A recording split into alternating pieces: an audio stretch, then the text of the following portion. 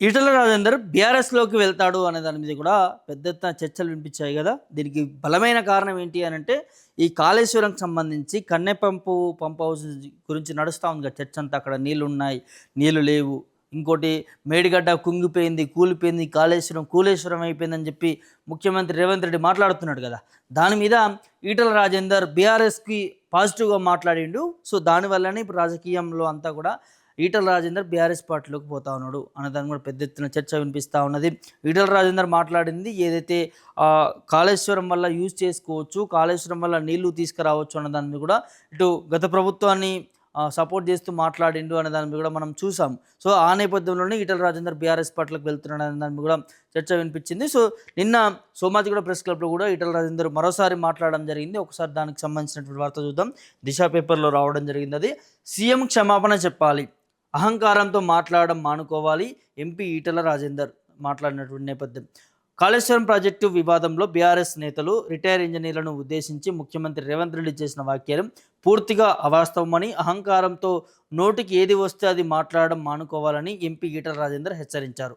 సోమవారం Somajiguda press club, Telangana independent journalist forum ఆధ్వర్యంలో జరిగిన రౌండ్ టేబుల్ సమావేశంలో ఆయన మాట్లాడుతూ, ఖబర్దార్ రేవంత్ రెడ్డి, పదవి ఉందని అహంకారంతో మాట్లాడితే చూస్తూ ఊరుకోమని, ప్రాజెక్టుల నిర్మాణం కోసం రాత్రింబవళ్లు కష్టపడిన ఇంజనీర్లను కించపరిచేలా చేసిన వ్యాఖ్యలను వెనక్కి తీసుకొని బహిరంగ క్షమాపణ చెప్పాలని డిమాండ్ చేశారు. 2023లో లక్ష్మీ బ్యారేజ్ వద్ద 2 పిల్లర్లు కుంగిపోయాయని, డిజైన్లో తప్పుంటే విచారణ చేసి ఇంజనీర్లను క్వాలిటీలో లోపాలు ఉంటే ఆ కాంట్రాక్టులను, అలాగే ఎవరి సలహా పట్టించుకోకుండా నాటి పాలకులు ఏకపక్షంగా నిర్ణయాలు తీసుకొని ఉంటే నాటి పాలకులను బాధ్యులను చేసి శిక్ష వేయాలి అనేది స్పష్టం చేశారు.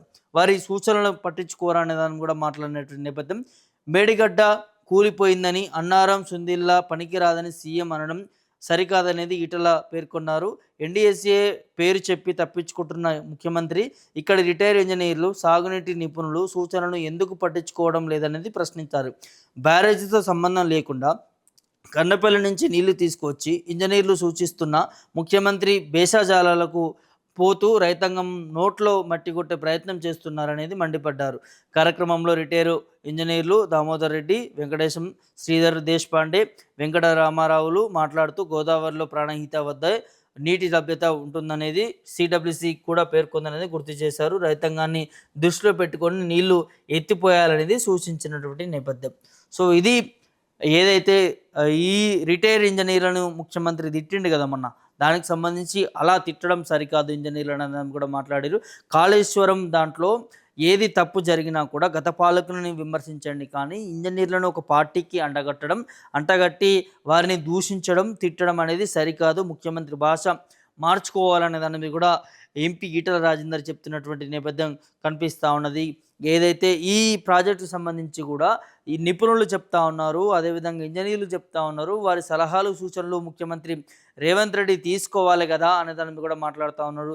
వారి సలహాలు సూచనలు తీసుకొని అసలు నీళ్లు ఇవ్వడానికి వీలవుతుందా, నీళ్ళు ఇవ్వడానికి వీలు కాదా అనే దాని మీద కూడా ఒకసారి కూడా దాని మీద పర్యవేక్షించాలి అనే దాని మీద కూడా మాట్లాడుతున్నటువంటి నేపథ్యం కనిపిస్తూ ఉంది. ఈటల రాజేందర్కి సంబంధించి కూడా ఇవాళ బీఆర్ఎస్ పార్టీ మీద ఫోకస్తోనో అంటే వ్యతిరేకతతోనో బీఆర్ఎస్ పార్టీకి ఏదో మంచి జరుగుతుందనో లేకపోతే ఇంకోటి జరుగుతుందనే దాని మీద కూడా శ్రద్ధ పెట్టకుండా రైతులకు నీళ్ళు ఇవ్వాలనే దాని మీద కూడా శ్రద్ధతోని ముందుకు పోవాల్సినటువంటి అవసరం ఉంటుంది.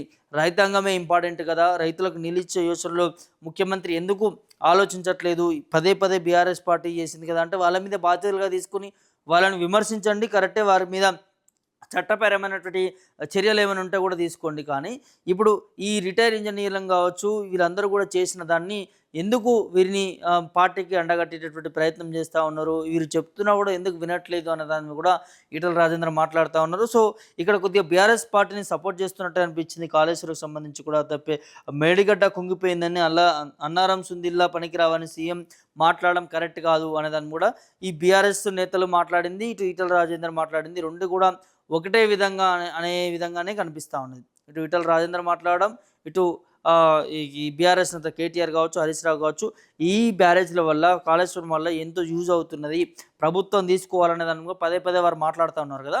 దానికి సపోర్ట్గా ఈటల రాజేందర్ మాట్లాడుతున్నటువంటి నేపథ్యం కనిపిస్తుంది అనేది స్పష్టంగా తెలుస్తూ ఉన్నది. సో మరి త్వరలో ఈటల రాజేందర్ నిజంగానే బీఆర్ఎస్ పార్టీలో చేరుతాడా, బీఆర్ఎస్ పార్టీలో చేరితే ఎట్లాంటి పరిణామాలు ఉంటాయి ఏంటనేది అనే దాన్ని కూడా చూడాల్సిన అవసరం ఉంటుంది.